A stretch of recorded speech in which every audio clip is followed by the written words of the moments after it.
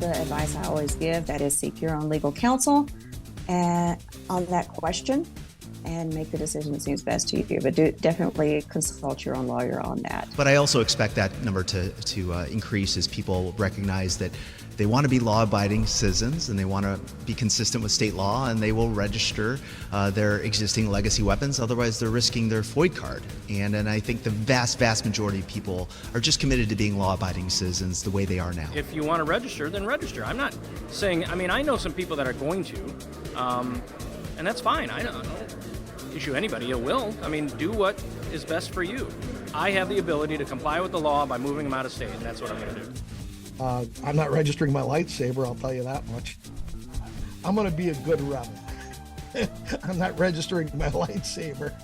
Now, those are just some of the voices in this conversation about the gun ban registry, which is still in place with that January 1st deadline rapidly approaching. And the compliance rate thus far, at least when you compare to the number of FOID card holders, you're looking at 0.35% of total FOID card holders that have actually registered firearms. And let's take a look at those numbers as you can find them on the Illinois State Police website. And again, of 2.4 million, which, interesting, somebody pointed out, this number has not changed for quite some time. Why is that? While this number continues to increase week after week, though not to substantial levels. But obviously, there's still a lot of questions about the rules because, the law passed January 10th of this year. That's almost a year ago, right? And then months go by with lawsuits and injunctions and temporary restraining orders. Illinois State Police knew they had October 1st by law to open up the gun ban registry, but they didn't release rules until September 15th. And those emergency rules released September 15th are the rules that are in place. And that's what we're going to take a look at here. Despite the second notice rules in front of the Joint Committee on Administrative Rules, JCAR did not act on those rules. So the second notice rules are not in place, meaning all of the questions that were had about the initial emergency rules, those questions still lingering, as the second notice rules, the modifications, those were not acted upon, so they're not in place. What's in place is the rules that they put into effect on September 15th. And here's the release from Illinois State Police, and we'll take a look at this again from September 15th when they released those rules. And you can find this on their website, but what it does is it injects all of these different terms and definitions and lists of assault weapons, they say, from the law. And if you look at the emergency rules and the allocations of how they're going about defining these things, it says an assault weapon means a firearm that meets the definition of an assault weapon set forth in the state statute. Essentially just pointing to the law. Some other definitions it adds into the act that ultimately is the enabling legislation for this, legislation that allows for this to be enacted and enforced by law enforcement and prosecutors. It goes on to talk about the endorsement affidavit. It means an affidavit electronically executed through the online FOID FCCL system that registers an assault weapon attachment, 50 caliber rifle, 50 caliber cartridge with the department as required. Note, this does not include magazines. You do not need to register magazines. While it's a gun and magazine banning 170 certain semi-automatic firearms and magazines of handguns over 15 rounds and rifles over 10 rounds, meaning you can't have a magazine with 16 rounds. If you're found with it, you could be faced with a misdemeanor charge on the first offense, and the second offense a felony charge. You can't have a rifle magazine with 11 or more rounds. Get caught with that, you could face criminal penalties. But the endorsement affidavit here, which is interesting, again, it doesn't require you to endorse that you are telling state police you have magazines. It does go to the words of assault weapon attachment. What is an assault weapon attachment? We'll see if it's in the emergency rules here that are in place. But also the electronically executed. And this is something else that people are raising concern with. Maybe they don't want to put this on the digital document. When you go to purchase a firearm, there might be some electronic documentation you click on and whatnot, but ultimately that paperwork, it's, you're signing it and so on. But, people have concerns about number one, they may not have the access to the internet. Number two, they don't like the idea of their address being in a system where it's already been proven to be hacked at least once. If you recall, several years ago, the Illinois State Police FOID website was hacked, and about 2,000 individuals' information may have been compromised. So clearly, there's some concerns about it being electronically executed.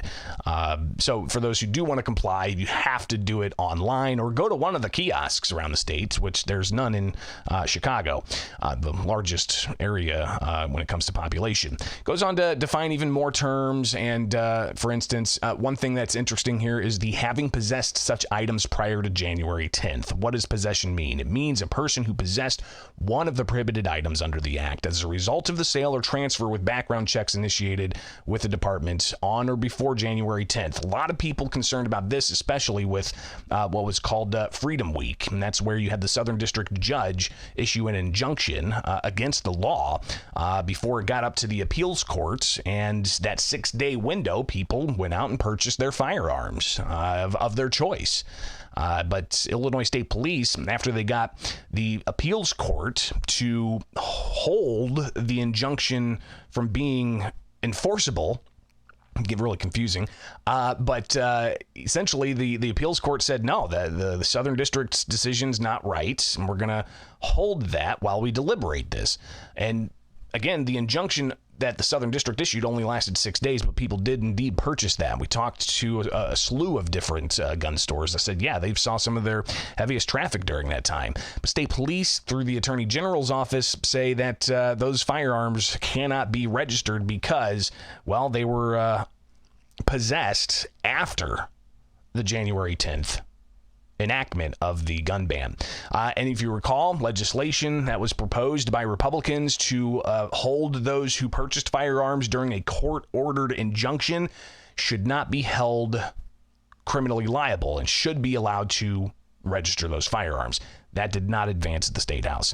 It also goes into some of the issues about, inheriting things and who an heir is. So the definitions there. You've also got other definitions. This is fascinating. And this is where there's still a lot of questions as to what exactly people who move into Illinois should do. Granted, Illinois continues to lose population, but believe it or not, there are people who do move to the state.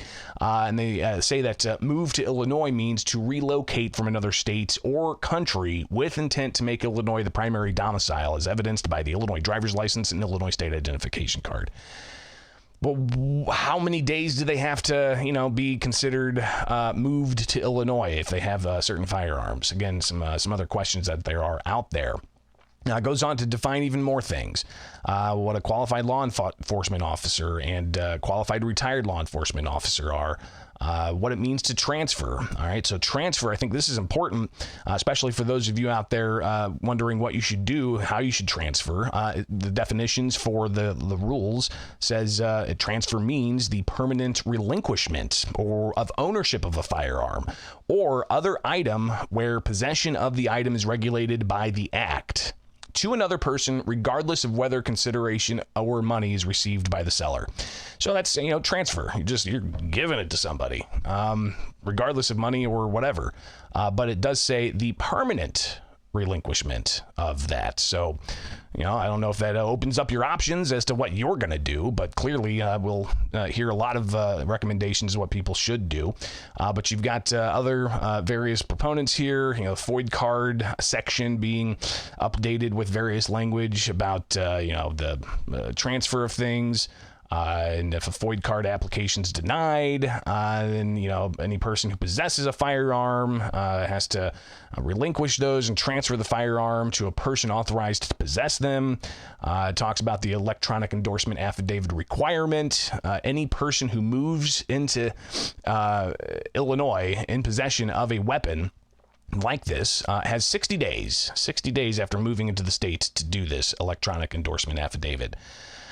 Those who are exempt, that do not have to apply: peace officers, qualified law enforcement. This is the entire list of those who don't have to register, and also really the reason why there's that challenge of equal protection under the law.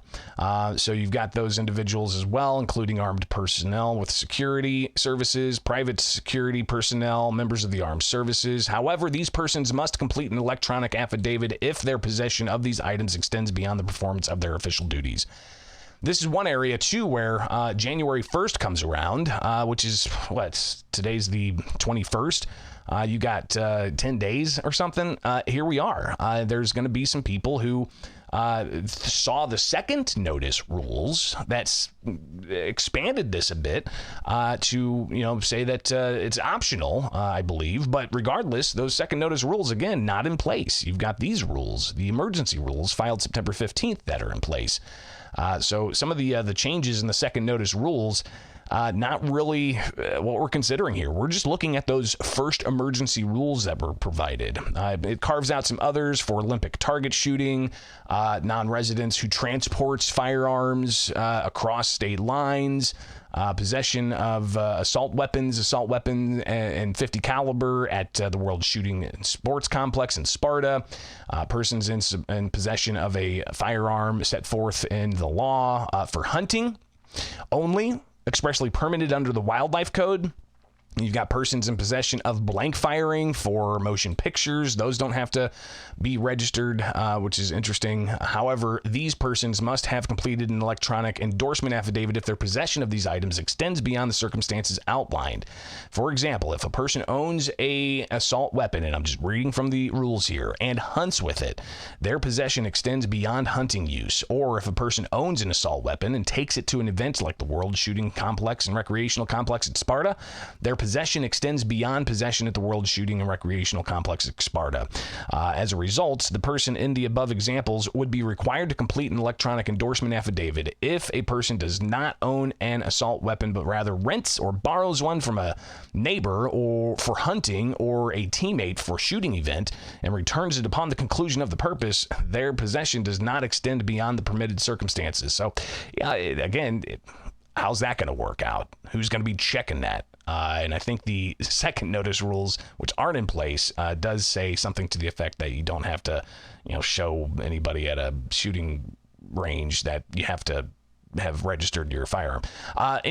So goes on to spell out a whole bunch of other things. And the electronic endorsement affidavit, the affiance, I think it was. Somebody actually did correct me when I was reading these a couple of weeks ago. But the FOID card number has to be part of it. And I think that this is also second notice. A change because they said that it does not have to be somebody with a FOID card. Again, January 1st, right around the corner. And something as big as this has not been updated by JCAR. Goes on to talk about affirmation that they possessed an assault weapon before January 10th, that they inherited such items, that they moved into Illinois after January 10th, that they're filing the endorsement affidavit voluntarily. This is another area where people are scratching their heads saying, well, what in the world? Filing it voluntarily, I feel like I'm being forced to file an affidavit because of the threat of facing a felony and losing not just your gun rights, but your voting rights and a whole host of other things. So and you're filing it voluntarily. Now, if we go back to the state police instructional video, if you guys have watched that on how to file all these things, it says you can't move forward unless you click that window that you're filing it voluntarily. So what's going on here? Is it a glitch? Is it an area where they made this required, but maybe it shouldn't be required? So people who want to file but do it under duress can do so. I don't know if that's gonna just throw a kink into the whole system, or if this filing it voluntarily is for those exempt persons. Right? So police officers say they want to file and they're doing it voluntarily because the law says they don't have to. Well, maybe that's what that's for. Either way, Illinois State Police in their tutorial said you have to click that in order to proceed.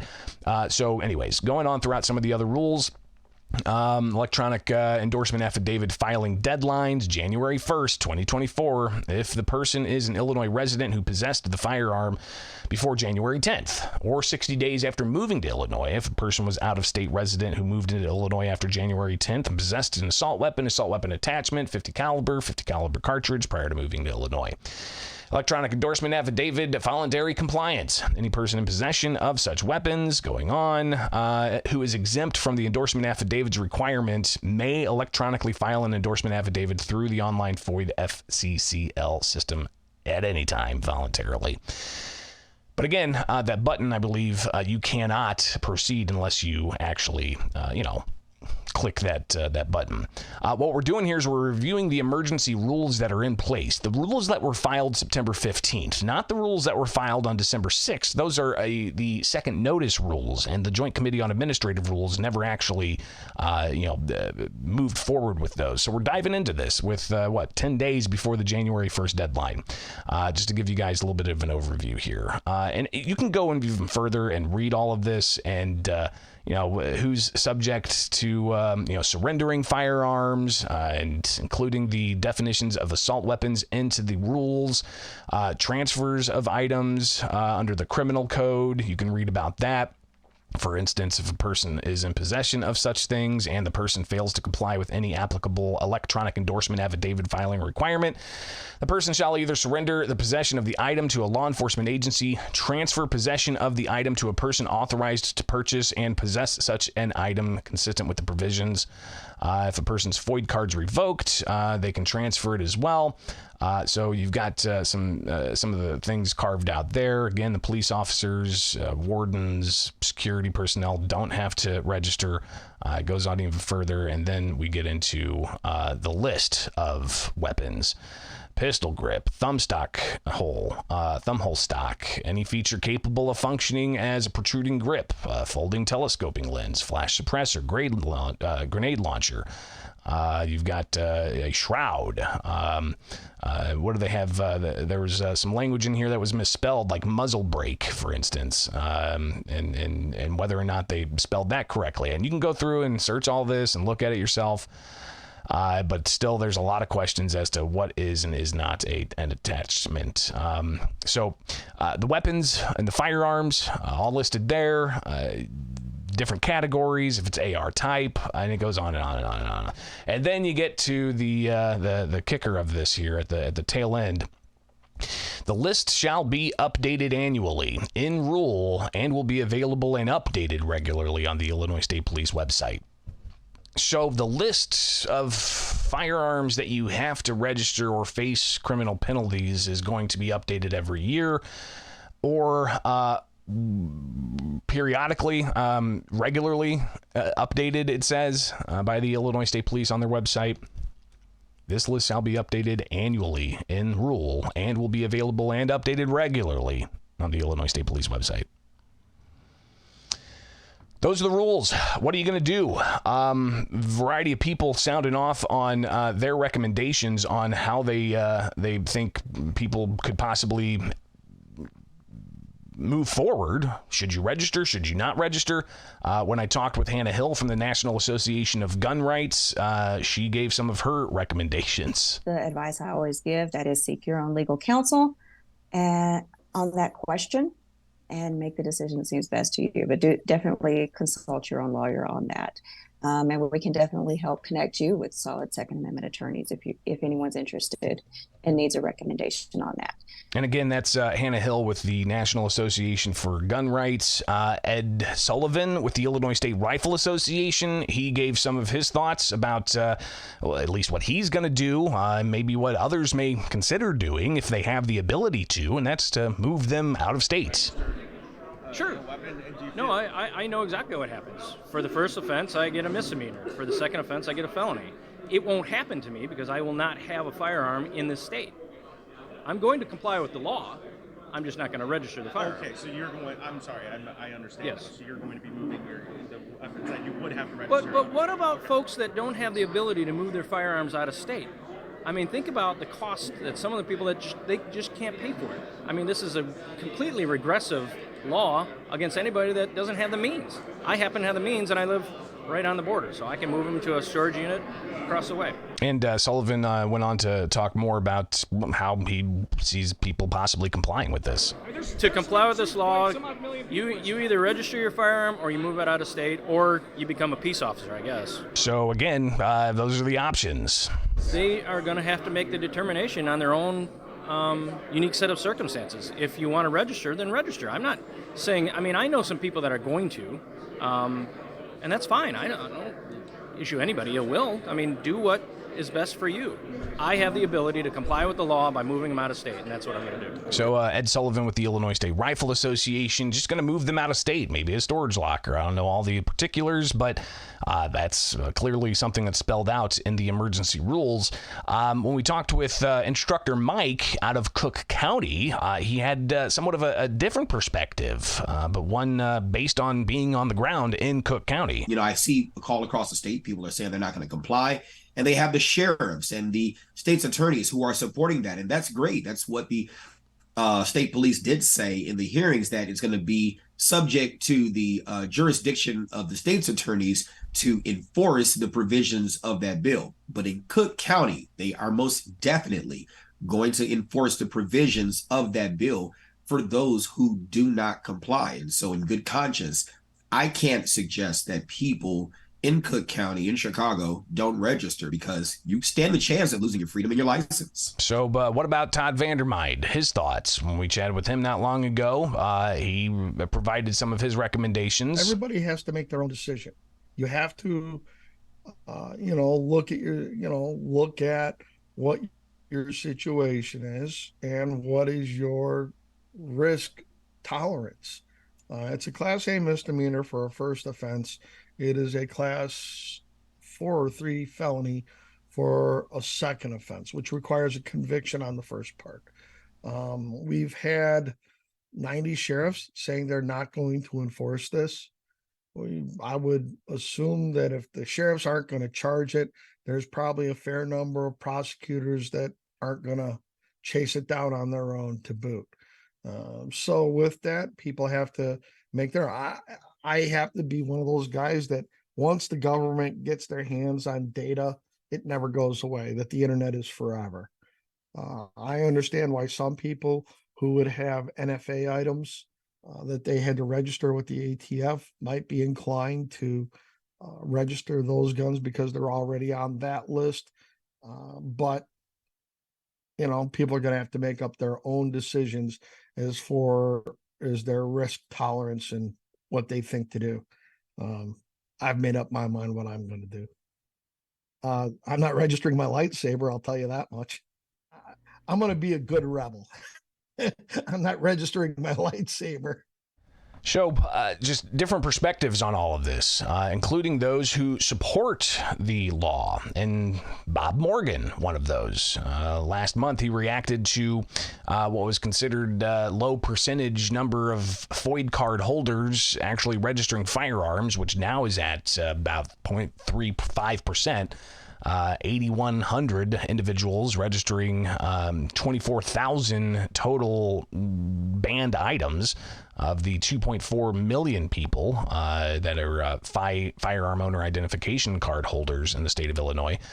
You got Bob Morgan talking about, well, they've got a choice to make here. But I also expect that number to increase as people recognize that they want to be law-abiding citizens and they want to be consistent with state law, and they will register their existing legacy weapons. Otherwise, they're risking their FOID card. And I think the vast majority of people are just committed to being law-abiding citizens the way they are now. So somebody had suggested that seems to be the motive here, is to have people's firearm owner ID card in jeopardy if they don't comply with this.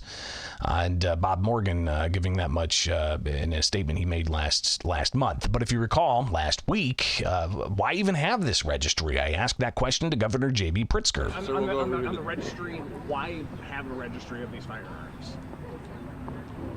I'm not sure I understand, because what you want to do is prevent people from purchasing assault weapons in the state, and you want to make sure that you know where those very, very deadly weapons are, who owns them. when and if a crime is committed with one of them. Governor, you talked about So again, Governor J.B. Pritzker giving some of his thoughts on why he signed a law that has the registry. Again, that deadline coming down the pike, January 1st. Still no action from Stephen McGlynn, Southern District of Illinois federal judge, though he said he is inclined to not issue a preliminary injunction against that January 1st deadline. So I don't know if this has been helpful to you. Going through the emergency rules, was that helpful? Was it more confusing? Hearing some of the recommendations from across the different perspectives here. Hopefully it is beneficial. Too many comments in the live section here for me to even go through. My gosh. Really do appreciate you guys tuning in. Total view count, we're looking at close to 273 across all platforms. I'm not sure about X, but appreciate you guys watching live here with Bishop on Air. Like, subscribe, hit that notification bell if you want to support the program. It's by no means any kind of requirement, but you can buy a shirt, a hat, a coffee mug, whatever. Just check out the store below here on YouTube, or you can find it at bishoponair.com. bishoponair.com. Got more coming up. All right, stay tuned.